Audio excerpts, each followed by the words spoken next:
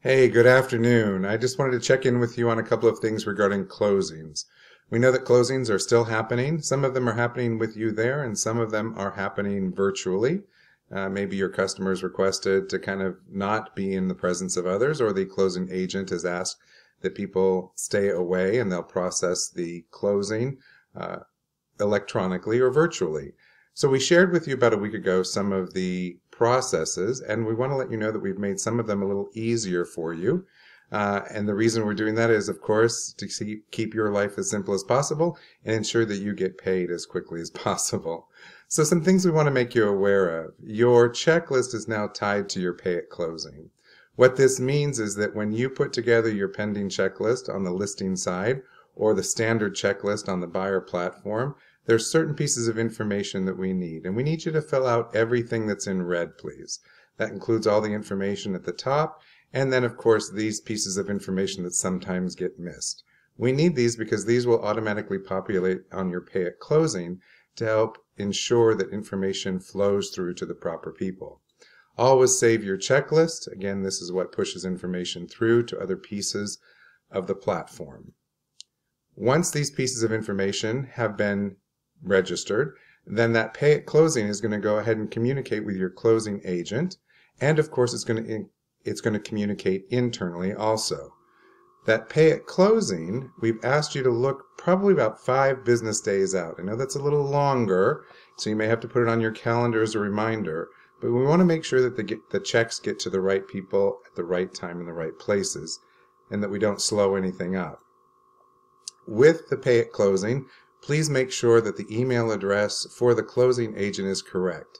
And when you click on send email, this is going to send the closing agent all the instructions, whether they're mailing pieces of the closing, like the survey, closing disclosure, or they're electronically transferring funds, those funds that we need to make sure end up in our commission account.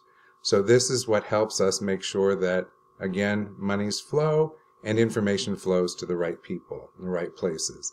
Check anything in red to make sure that they're filled out. Again, this is stuff that we need to go ahead and record. And then check the little box that says it's okay for the closing agent to go ahead and cut your check for you to pick up. Or they can, of course, mail it to you. That's fine. And then go ahead and save data.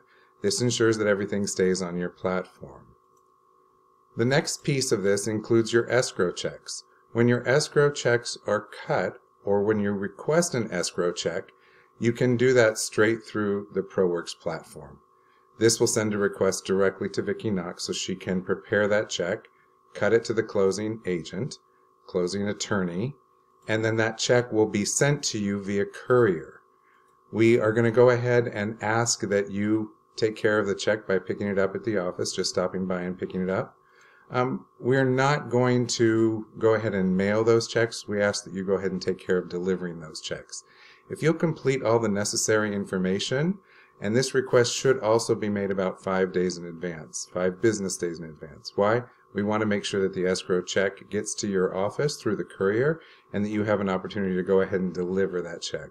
We do not recommend mailing that check. There are too many ways that that check could be delayed potentially, and we don't want it to hold up the closing.